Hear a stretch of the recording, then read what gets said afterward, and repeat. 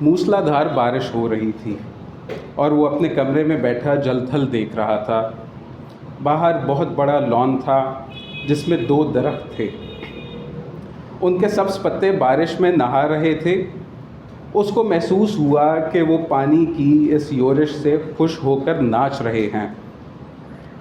ادھر ٹیلی فون کا ایک کھمبا گڑا ہوا تھا، اس کے فلیٹ کے عین سامنے یہ بھی بڑا مسرور نظر آ رہا تھا، حالانکہ اس کی مسرت کی کوئی وجہ معلوم نہیں ہوتی تھی۔ اس بے جان شے کو بھلا مسرور کیا ہونا تھا، لیکن تنویر نے، جو کہ بہت مغموم تھا، یہی محسوس کیا کہ اس کے آس پاس جو بھی شے ہے خوشی سے ناچ گا رہی ہے۔ ساون گزر چکا تھا اور باران رحمت نہیں ہوئی تھی۔ لوگوں نے مسجدوں میں اکٹھے ہو کر دعائیں مانگی، مگر کوئی نتیجہ برآمد نہ ہوا۔ بادل آتے اور جاتے رہے، مگر ان کے تھنوں سے پانی کا ایک قطرہ بھی نہ ٹپکا۔ آخر ایک دن اچانک کالے کالے بادل آسمان پر گھیرائے اور چھاجو پانی برسنے لگا۔ تنویر کو بادلوں اور بارشوں سے کوئی دلچسپی نہیں تھی۔ اس کی زندگی چٹیل میدان بن چکی تھی جس کے منہ میں پانی کا ایک قطرہ بھی کسی نے نہ ٹپکایا تھا۔ 2 برس پہلے اس نے ایک لڑکی سے جس کا نام سریا تھا محبت کرنا شروع کی تھی، مگر یک طرفہ محبت تھی۔ سریا نے اسے درخور اتنا ہی نہ سمجھا۔ ساون کے دن تھے، بارش ہو رہی تھی۔ وہ اپنی کوٹھی سے باہر نکلا، جانگیا پہن کر کہ نہائے اور بارش کا لطف اٹھائے۔ آم بالٹی میں پڑے تھے، وہ اکیلا بیٹھا انہیں چوس رہا تھا کہ اچانک اسے چیخ اور کہکہوں کی آواز آئی۔ اس نے دیکھا کہ ساتھ والی کوٹھی کے لان میں 2 لڑکیاں بارش میں نہا رہی ہیں اور خوشی میں شور مچا رہی ہیں۔ اس کی کوٹھی اور ساتھ والی کوٹھی کے درمیان صرف ایک جھاڑیوں کی دیوار حائل تھی۔ تنویر اٹھا، آم کا رس چوستے ہوئے وہ باڑ کے پاس گیا اور غور سے ان دونوں لڑکیوں کو دیکھنے لگا۔ دونوں مہین ململ کے کرتے پہنے تھیں جو ان کے بدن کے ساتھ چپکے ہوئے تھے۔ شلوار چونکہ لٹھے کی تھی، اس لیے تنویر کو ان کے بدن کے نچلے حصے کے صحیح خد و خال پتہ نہیں لگ رہے تھے۔ اس نے پہلے کسی عورت کو ایسی نظروں سے کبھی نہیں دیکھا تھا جیسا کہ اس روز جب کہ بارش ہو رہی تھی اس نے ان دونوں لڑکیوں کو دیکھا تھا۔ دیر تک وہ ان کو دیکھتا رہا جو بارش میں بھیگ بھیگ کر خوشی کے نعرے بلند کر رہی تھی۔ تنویر نے ان کو پہلے کبھی نہیں دیکھا تھا، اس لیے کہ وہ طبعاً کچھ اس قسم کا لڑکا تھا کہ وہ کسی لڑکی کو بری نظر سے دیکھنا گناہ سمجھتا تھا، مگر اس نے اس روز بڑی للچاتی نظروں کے ساتھ انہیں دیکھا ہی نہیں بلکہ ان کے گیلے بدن میں انگارہ بن کر برمے کی طرح چھید کرتا رہا۔ تنویر کی عمر کوئی 20 برس کے قریب ہوگی، نہ تجربہ کار تھا۔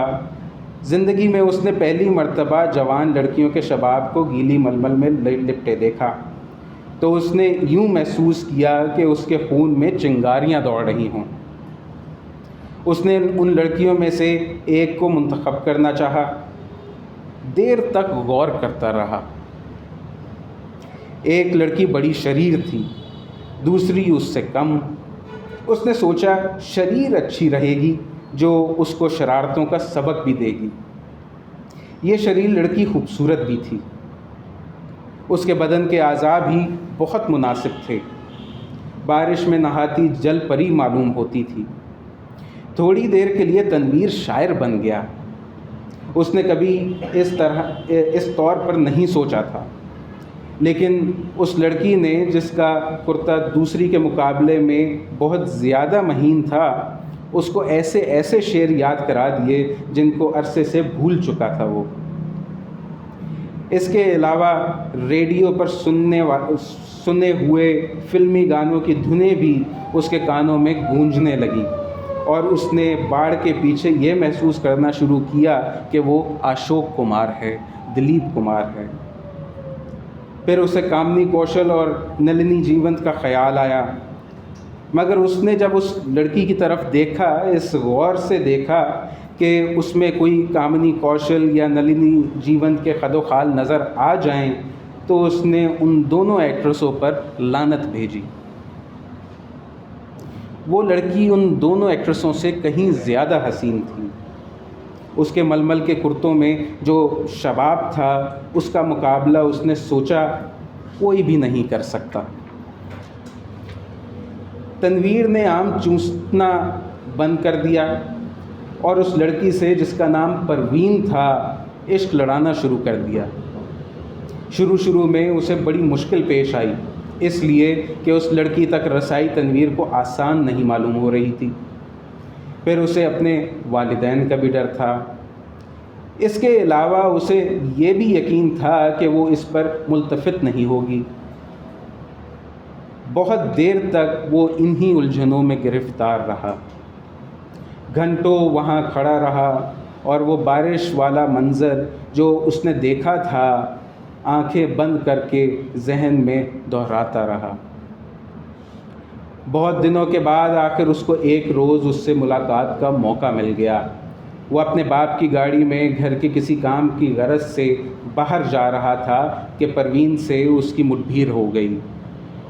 وہ کار سٹارٹ کر چکا تھا۔ ساتھ والی کوٹھی میں سے تنویر کے خوابوں کی شہزادی نکلی۔ اس نے ہاتھ سے اشارہ کیا کہ وہ موٹر روکے۔ تنویر گھبرا گیا۔ ہر عاشق ایسے موقع پر گھبرا ہی جاتا ہے۔ اس نے موٹر کچھ ایسے بھونڈے انداز میں روکی کہ اس کو زبردست دھچکا لگا۔ اس کا سر زور سے اسٹیئرنگ وہیل کے ساتھ ٹکرایا، مگر اس وقت وہ شراب کے نشے سے زیادہ مخمور تھا۔ اس کو اس کی محبت، اس کی محبوبہ نے خود مخاطب کیا تھا۔ پروین کے ہونٹوں پر گہرے سرخ رنگ کی لپسٹک تھپی ہوئی تھی۔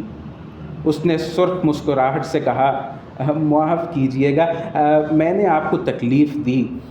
بارش ہو رہی تھی، تانگا اس دور دراز جگہ میں آنا محال ہے، اور مجھے ایک ضروری کام کے سلسلے میں جانا تھا۔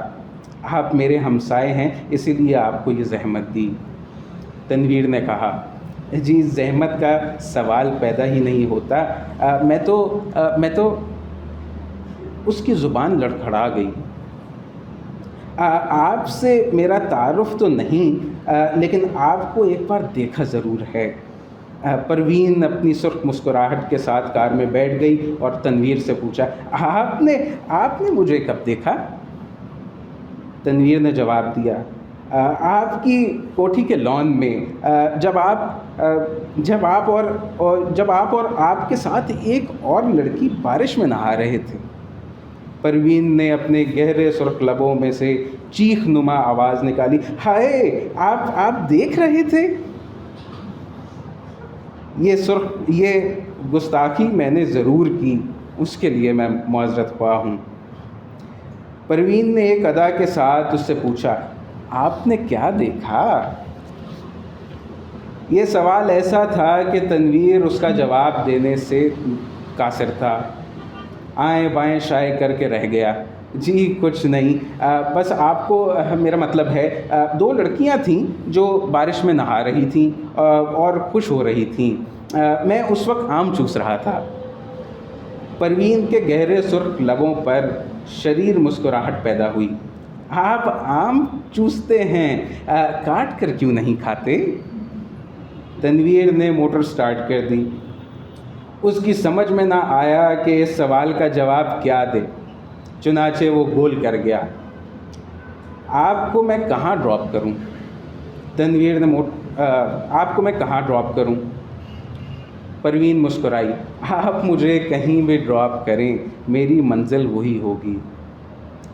تنویر نے یوں محسوس کیا کہ اسے اپنی منزل مل گئی ہے۔ لڑکی جو اس کے پہلو میں بیٹھی ہے اب اسی کی ہے، لیکن اس میں اتنی جرت نہیں تھی کہ وہ اس کا ہاتھ دبائے۔